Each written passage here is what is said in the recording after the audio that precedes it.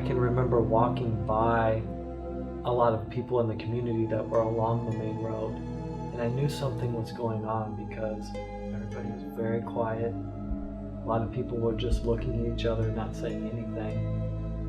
And now that I look back on it, it was people probably in a little bit of fear about what was about to happen. And that was really just as the word was coming out that the federal police forces had started using violence against the students. No matter who you are and what you believe and where you're from, I think it's fairly universally accepted that you can't shoot people for peacefully protesting. You can't put people in jail for peacefully protesting. We know that 4 people were shot in the middle of town. We know 2 were killed behind us. We know that there were bodies near one of the primary schools near the university. This demonstration showcases how fragile the Ethiopian government is.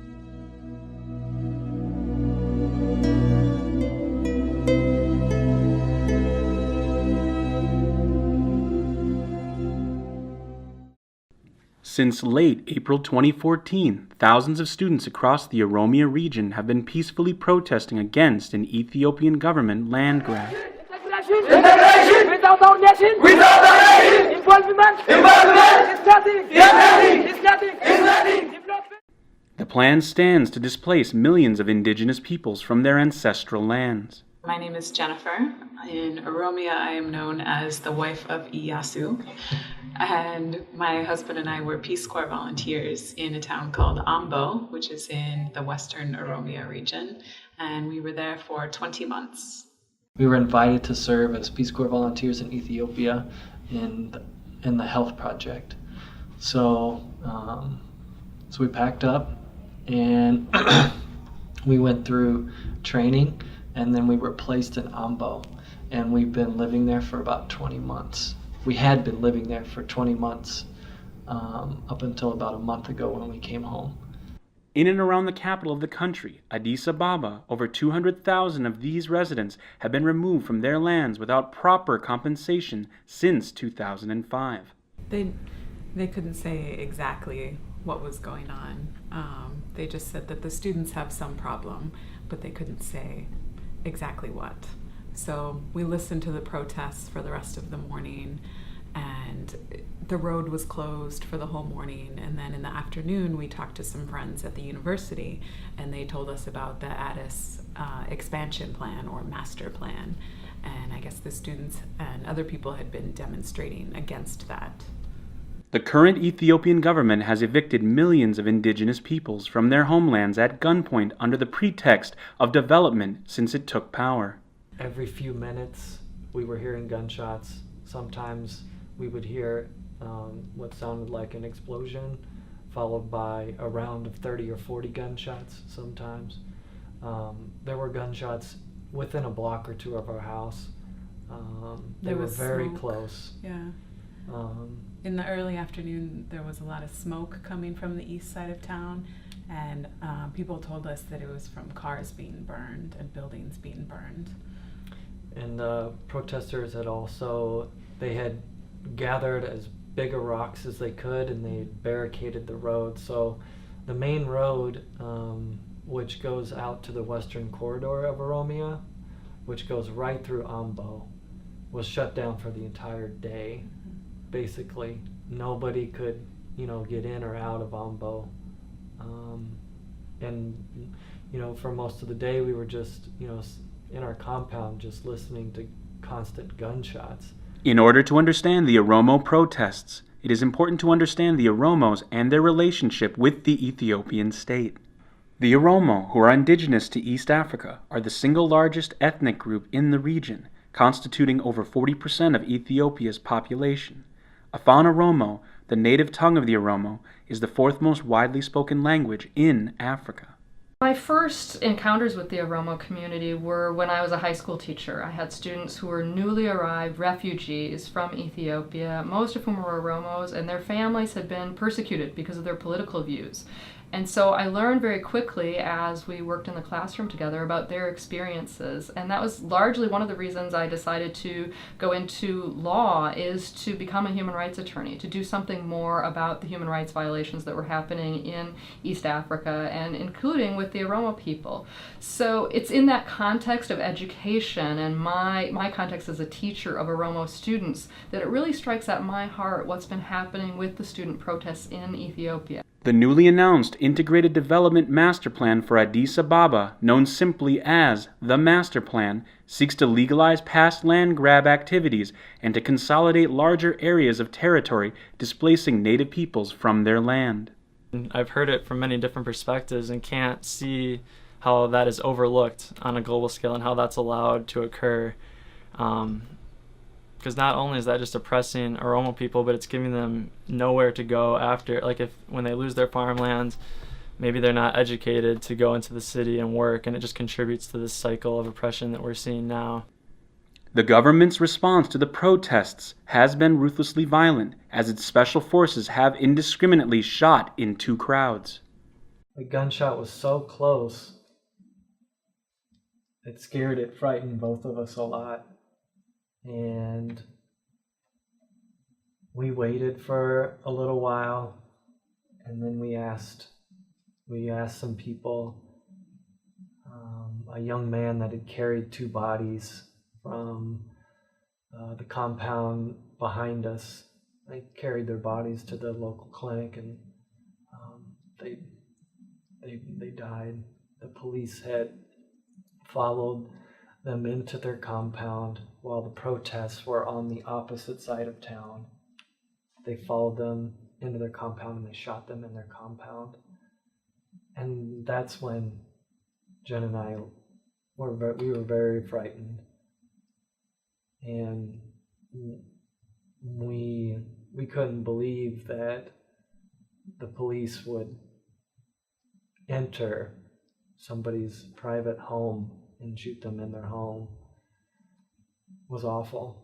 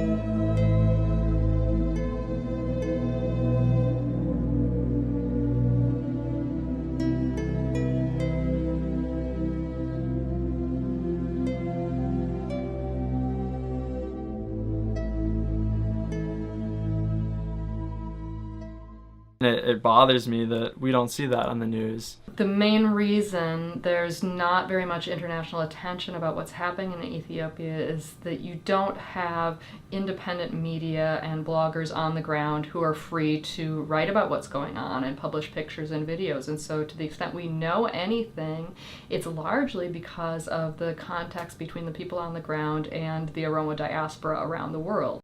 And, we have to be very careful about what we say. We can't say names. We can't, give out specifics, because if we do, we're very fearful that, the Ethiopian government can just arrest people for any reason that they have. It doesn't matter. And that's one thing that we haven't said so far, is that each day there were many people that were arrested, many people. The government of Ethiopia doesn't necessarily want the world to know what's been happening with the student protests, that federal forces have used violence against the students, that there have been mass arrests of students, that there are allegations that people who have been arrested have faced beatings and brutality. Those things the government of Ethiopia doesn't want the world to know about, because they, of course, don't make the government of Ethiopia look very good. And so the government doesn't have any incentive to allow outside forces outside entities to come in and do an investigation.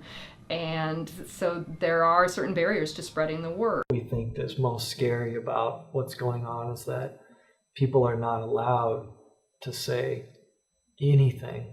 And if they say anything, the slightest small thing, they'll go to jail.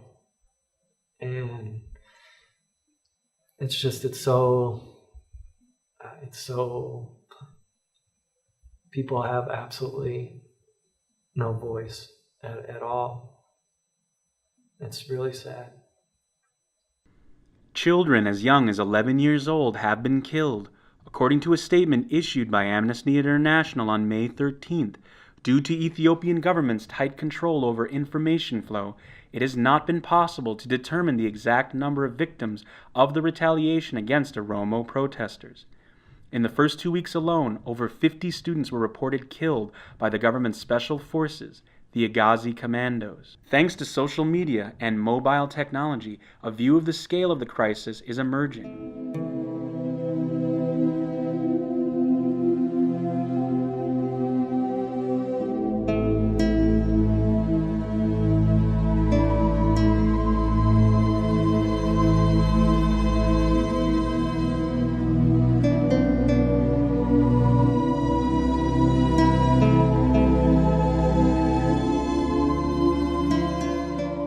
We heard the federal police driving around our neighborhood at night, and they were talking on their bullhorn, and I think it was in Amharic because we didn't understand it. So we later found out that they were saying, like, stay in your compound tonight and tomorrow, don't leave your houses. The police were saying this. And then on Thursday morning, a Peace Corps driver came to get us. The U.S. Embassy called the police in Ambo to request our release, and we had to sit at the police station for quite a while, maybe 20 minutes or something. And while we were there, we saw lots and lots of people coming in at gunpoint, being brought into the police station. And we saw lots and lots of people coming into the prison at gunpoint, visibly beaten or injured, and the prison was so full. They were coming in on a big bus and lots of smaller trucks, like in the back of trucks. About an hour later, we were finally officially released to leave Ambo, and then we drove out of town. With each changing regime, state power has been retained in the hands of minority rulers, and the Oromos, living on the richest land, have remained the main targets of Ethiopian state repression, terrorism, and discrimination. People thought that we were spies, and we thought that was a little amusing because we don't even speak the language. And what would we be spying on? Because we're just working on very simple health projects. And, we kind of experienced that in people's attitudes, that the thought that, they were being spied upon. And we experienced that for the 20 months that we were there. And then after the protests and the violence in Ambo, we were evacuated to Addis, into the capital. And while we were staying at a hotel there were these two men that wanted to really start a conversation with us. They tried really hard. And everything about them was suspicious. They said, they're from Minnesota. And we said, oh my gosh, we're from Minnesota too. And they said, we're from St. Paul. And we said, we're from St. Paul too. And then one of them pulled out a driver's license from Minnesota, which looked painfully fake. And it said Worthington, Minnesota, which is hours away from St. Paul. And then, we tried to keep our distance with them, and just everything about them was very suspicious. And they kind of started following us. We would be sitting at a table, and then they would have to sit right next to us. Or if we sat at a table outside, they would sort of troll back and forth by us, walking slowly, just like so many times to try and, I guess, listen to what we were saying. And then we went to a restaurant outside of the hotel, and this man followed us about a mile and then sat right next to our table. Like he joined in another couple's dinner, like sat at their table just to be close to our table. For whatever reason they were following us or whomever they were, we just completely stopped talking about the protests and about everything. We didn't say anything unless it was sort of in person, like on a whispering level, just like everybody else in Oromia does. We had sort of become Oromo at that point. The modern Ethiopian state has been predicated upon the expropriation of Oromo lands and held together through violent assimilationist policies, the destruction of the identity of conquered and resistant people, and economic and political exploitation of groups who are not represented in government. Despite mounting reports about its human rights abuses, the Ethiopian government has enjoyed the protection of the United States and other Western countries as an ally in the war on terror. Ethiopia has been one of the top recipients of Western foreign aid over the last 2 decades, receiving billions of dollars.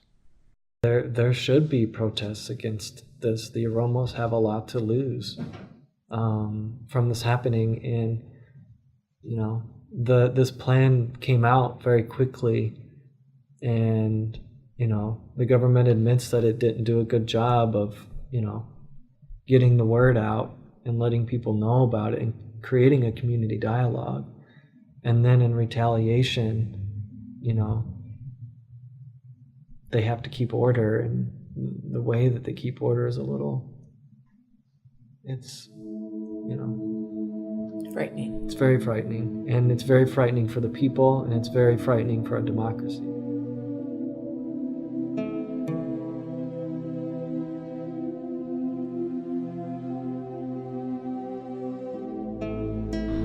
People go to school and they get an education so that they can change the world, and these kids are trying to change their situation and they're being killed.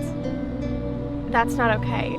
As a student, I'm learning and I'm getting an education with the future in mind, and these kids' futures are being denied. These are students from the ages of 7th grade to high school to university students, and by putting your future in prison, what hopes does your country have? It's very important that the Oromo students that are protesting know that people around the world are listening and are sympathetic to what's happening. I was just in Ethiopia 4 years ago, and to think that if I was still around, if I was still in Ethiopia, I'd be one of the students protesting, or worse, one of the ones who have died and lost their future. Inumaan tiksee malekuu latoo ashuffee baddaa loon hin gaabbisu.